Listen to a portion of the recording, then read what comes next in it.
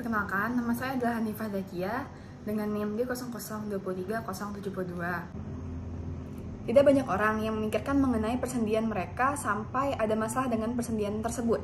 Namun apa sih persendian itu? Persendian itu adalah pertemuan di antara dua tulang. Persendian sendiri terbagi menjadi dua, yaitu tidak banyak orang yang begitu mempedulikan tentang persendian mereka sampai mereka merasa ada masalah dengan persendian tersebut. Namun apa sih persendian itu sebenarnya? Persendian itu adalah pertemuan di antara dua tulang. Persendian tersendiri terbagi menjadi dua, yaitu sendi sinovial dan sendi fibrosa. Apa sih perbedaan di antara kedua persendian ini? Sendi sinovial adalah persendian di mana jarak antar tulang ini dipisahkan oleh rongga yang berisi cairan sinovial. Pada persendian ini, tulang tidak saling berkontak langsung, melainkan dilapisi oleh tulang rawan yang biasa disebut juga dengan articular cartilage. Untuk sendi fibrosa, antar tulangnya disatukan oleh jaringan ikat. Sendi sinovial ini adalah sendi yang paling banyak berkontribusi untuk pergerakan tubuh. Tahukah kamu apakah persendian terbesar dalam tubuh kita yang berguna untuk menyangga berat tubuh? Sendi tersebut bernama articulatia genu atau persendian lutut. Apa saja sih komponen yang menyusun artikulasia ini sehingga dia dapat menyangga berat tubuh kita? Yang pertama pastinya adalah tulang. Yang kedua adalah ligamen yang berfungsi untuk menstabilkan tulang-tulang tersebut. Kemudian ada articular cartilage atau tulang rawan yang berfungsi untuk mengurangi gesekan. Yang keempat adalah articular capsule yang menyelubungi persendian dan menampung synovial fluid. Yang kelima adalah synovial fluid atau cairan synovial yang berfungsi sebagai pelumas dan juga untuk mengurangi gesekan. Yang keenam adalah rongga sendi yang berisi si cairan synovial ini. Artikulasia genu terdiri dari 4 tulang, yaitu os femur, os tibia, os fibula, dan os patella. Os femur, os tibia, dan os fibula merupakan os longum, sedangkan untuk os patella adalah os siphoideus. Bagian dari os femur yang membentuk artikulasia genu adalah bagian epiphysis distalisnya, tepatnya pada bagian condylus lateral dan juga condylus medial. Nah, untuk bagian di os tibia, yaitu pada bagian epiphysis proximalis, tepatnya pada fascias articularis superior. Nah, karena struktur pada bagian os femur ini, yaitu condylus, berbentuk seperti kepalan, dia akan nanti bertemu dengan bagian dari os tibia yang berbentuk seperti dataran atau fascies, seperti ini. Jadi kedua struktur ini akan dilapisi oleh articular cartilage. Nantinya mereka tidak akan langsung bertemu. Mereka akan menciptakan sebuah rongga yang akan diisi dengan cairan sinovial.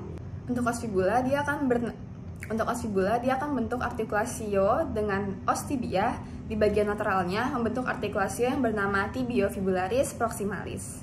Nah, yang terakhir adalah os patella atau yang bisa kita kenal sebagai tempurung lutut. Dia ini akan melekat pada bagian anterior dari os femur dan dia dapat bergeser atau bergerak mengikuti dengan pergerakan dari si artikulasionya. Struktur berikutnya yang akan mensupport artikulasi ini adalah sebuah bantalan atau yang kita sebut dengan meniskus. Meniskus ini akan melekat pada fascies articularis superior dari os tibia. Ada dua meniskus pada artikulasi ini. Yang pertama adalah meniskus lateralis, yaitu yang berada pada bagian lebih lateral, dan juga meniskus medialis yang berada lebih medial. Karena seluruh berat tubuh akan disupport pada bagian lutut, kita membutuhkan sebuah bantalan untuk menahan berat tersebut. Sehingga tekanan tidak akan bertumpu pada ujung distal dari os femur ini, melainkan tekanan akan disebarkan ke permukaan dari meniskus. Meniskus ini juga menyediakan support stabilitas untuk mendukung gerakan femur dengan cara membungkus si femur tersebut. Jadi nanti dia tuh seperti ini, terbungkus si condylus dari femurnya. Nah, selain kedua meniskus tersebut, ada lagi bursa-bursa khas yang ada pada artikulasio ini. Yang pertama adalah bursa suprapatellaris yang berada pada bagian bawah musculus quadriceps dan berhubungan erat dengan rongga sendi. Yang kedua adalah bursa prepatellaris. Bursa prepatellaris terletak pada jaringan subkutan di antara kulit dan melekat pada bagian bawah belahan patella dan bagian atas ligamentum patellae, yang terletak pada jaringan subkutan di antara kulit. Yang ketiga adalah bursa infrapatellaris superficialis dan bagian depan belahan bawah ligamentum patellaris. Bursa infrapatellaris profunda terletak di antara bagian posterior dari ligamentum patella dan bagian anterior dari tibia. Berikutnya adalah ligamen yang menghubungkan atau melekatkan tulang-tulang tersebut. Ada 4 ligamen penting yang perlu diketahui. Yang pertama adalah ACL. Nah, jika kalian adalah fans bola, pasti sering sekali mendengar yang disebut dengan cedera ACL. Cedera ACL ini merupakan cedera yang sangat umum dialami oleh atlet. Apabila ligamen ini rusak, maka ia harus digantikan, karena jika tidak, maka penderita tidak akan dapat berdiri. Jika tidak digantikan, maka penderita tidak akan mampu berdiri. ACL adalah anterior cruciate ligament. Nah, ligamen ini mencegah os tibia untuk bergerak anteriorly, jadi bergerak ke depan. Salah satu pengecekan yang sering digunakan untuk mengecek apakah si ACL ini tersobek atau terjadi torn ACL adalah dengan menarik si tibia ini ke arah depan, anteriorly gitu. Jadi jika dia bergeser lebih dari seharusnya ke arah anterior, maka sudah dapat dipastikan bahwa si ACL ini mengalami kerusakan atau sobek. Berikutnya adalah PCL atau posterior cruciate ligament. Hampir mirip dengan ACL, fungsi dari ligamen ini adalah untuk mencegah tibia bergerak ke arah posterior. Kalau ACL bergerak ke arah anterior, kalau ini bergerak posteriorly.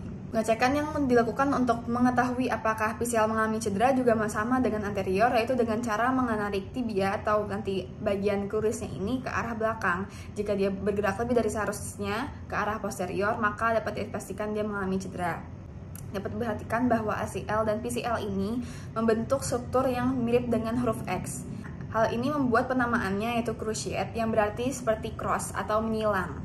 Karena mereka ini saling menyilang. Dua ligamen tadi ada ligamen yang menstabilkan gerakan maju dan mundur atau yang ke anterior dan posterior. Nah, berikutnya ada lagi dua ligamen yang akan menstabilkan gerakan ke samping, ke lateral dan ke medial. Nah, kedua ligamen tersebut disebut dengan collateral ligamen. Yang pertama adalah medial collateral ligament. Medial collateral ligament ini membentang dari os femur sampai dengan os tibia. Sedangkan yang satunya lagi adalah lateral collateral ligament yang membentang dari os femur sampai dengan os fibula. Selain dua ligamen tersebut, ada juga dua ligamen yang membantu menstabilkan artikulasi ini. Yang pertama adalah ligamentum patella yang berangkat dari tepi bawah patella sampai dengan tuberositas tibiae pada os tibia. Yang terakhir adalah ligamentum transversum genu yang melekat secara transversal pada bagian anterior dari meniscus medialis dan lateralis. Ada banyak otot-otot yang mempengaruhi gerakan pada artikulasio genu. Yang pertama untuk bagian anterior, yaitu musculus rectus femoris. Musculus rectus femoris berorigo di pelvic dan berinsersio di kaput tibia dan berfungsi untuk ekstensi artikulasio genu. Yang kedua adalah musculus vastus medialis, lateralis, dan intermedialis yang berorigo pada pelvic dan berinsersio pada kaput tibia, berfungsi untuk ekstensi artikulasio genu. Kemudian pada bagian posterior terdapat musculus biceps femoris yang berorigo pada pelvic dan berinsersio pada kaput tibia dan berfungsi untuk eksorotasi artikulasio genu. Yang kedua adalah musculus semitendinosus yang berorigo pada pelvic, berinsersio pada kaput tibia dan berfungsi untuk fleksi dan endorotasi artikulasio genu.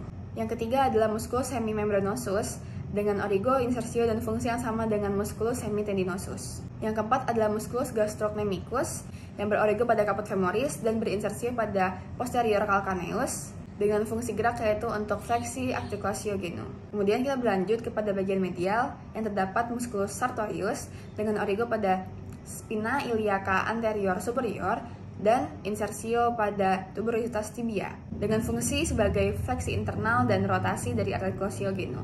Kemudian pada bagian lateral terdapat musculus tensor facilitae yang berorigo pada spina iliaca anterior inferior dan facilitae.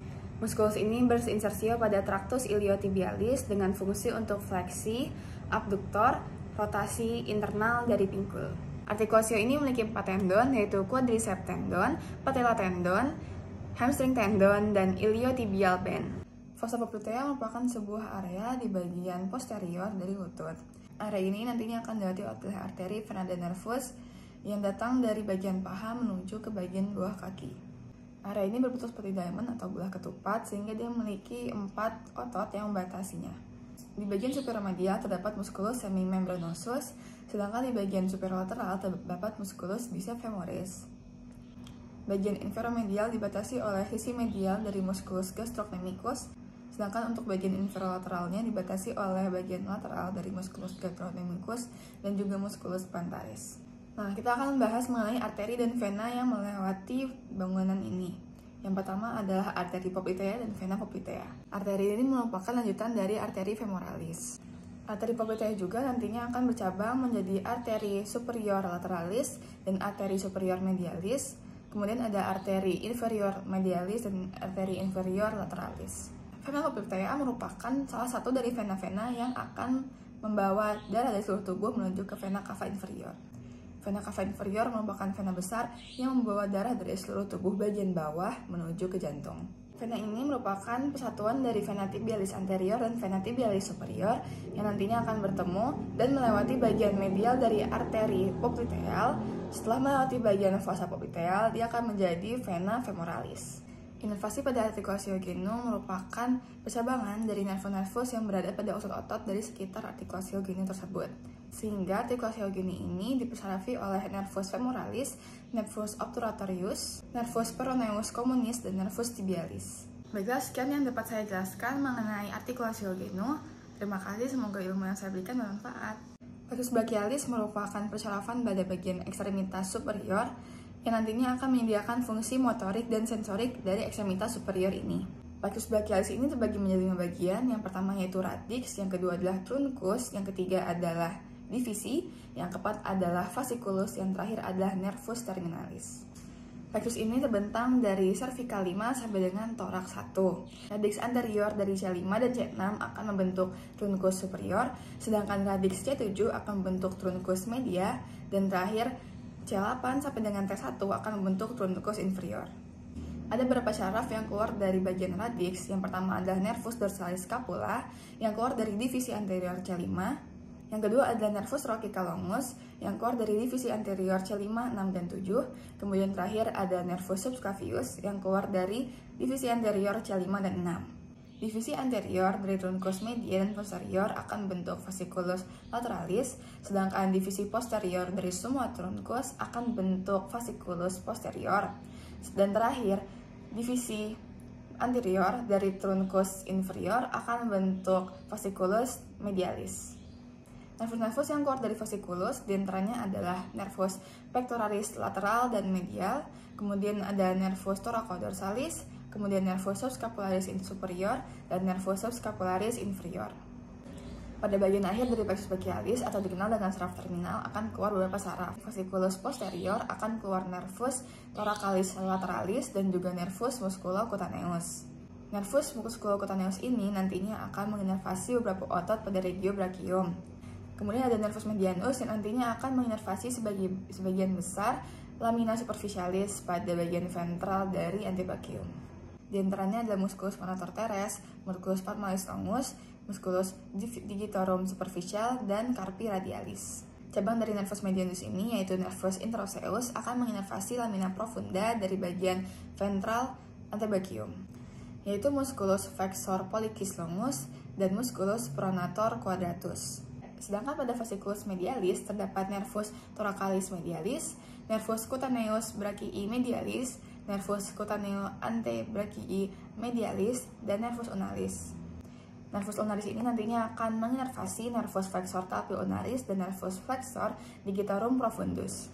Kemudian pada fasciculus posterior terdapat nervus subscapularis superior yang nantinya akan menginervasi musculus teres mayor dan musculus subscapularis, dan terakhir adalah nervus subscapularis inferior. Sekian yang dapat saya jelaskan mengenai plexus brachialis. Semoga ilmu yang saya berikan ini dapat menjadi ilmu yang bermanfaat. Terima kasih. Halo semuanya, pada video kali ini saya akan menjelaskan mengenai musculi di regio dorsum. Apa sih musculi di regio dorsum itu? Musculi di regio dorsum adalah kumpulan-kumpulan muskuli yang terletak di antara ekstremitas dan kolumna vertebralis. Terdapat 5 muskulus pada regio dorsum. Yang pertama adalah musculus trapezius. Musculus trapezius berorigo pada protuberantia occipitalis externa, linea nuchae, dan processus spinosus vertebra dari C7 sampai dengan T12. Dan bersensio pada sepertiga lateral clavicula, acromion, dan spina scapula. Dan berfungsi pada elevasi, rotasi, dan abduksi scapula, kemudian mengangkat bahu dalam abduksi penuh. Muskulus ini dinervasi oleh nervus accessorius atau nervus 11. Yang kedua adalah musculus latissimus dorsi. Muskulus ini berorigo pada processus spinosus vertebra dari C7 sampai dengan T5. Nah, muskulus ini berorigo pada processus spinosus vertebra dari T7 sampai dengan L5, kemudian pada crista iliaca dan 3 costae terakhir. Nah, muskulus ini bersensio pada sulcus intertubicularis humeri. Fungsinya adalah untuk ekstensi, adduksi, dan endorotasi dari regio brachium. Nah, muskulus ini dinervasi oleh nervus thoraco-dorsalis. Berikutnya adalah musculus rhomboideus mayor yang berorigo pada processus spinosus vertebra T2 sampai dengan 5. Musculus ini bersensio pada margo medialis scapula dan berfungsi untuk mengangkat dan adduksi scapula. Muskulus ini dinervasi oleh nervus dorsalis scapula. Berikutnya adalah musculus rhomboideus minor yang berorigo pada processus spinosus vertebra dari C7 sampai dengan T1 dan juga pada ligamen nuchae. Nah, insersio fungsi dan nervusnya ini sama dengan musculus rhomboideus mayor. Berikutnya adalah musculus leverator scapula yang berorigo pada processus transversus vertebra dari C1 sampai dengan C4. Dan dia berinsersio pada margomedialis scapula di bagian atas pinna scapula. Fungsinya adalah untuk mengangkat scapula ke arah medial dan menarik bahu ke bagian belakang. Inervasinya sama oleh nervus dorsalis scapula juga. Nah, terus kalian tahu nggak sih apa itu yang disebut dengan wing scapula? Wing, ya wing. Kondisi ini terjadi ketika os scapula ini terlihat menonjol di bagian belakang punggung. Jadi nanti kayak ada wingnya. Soalnya scapula bentuknya kayak wing, jadi kayak ada wingnya. Nah, keadaan ini terjadi akibat lesi atau cedera pada nervus thoracalis longus. Oke, sekian yang dapat saya sampaikan mengenai musculus regiodorsum. Terima kasih.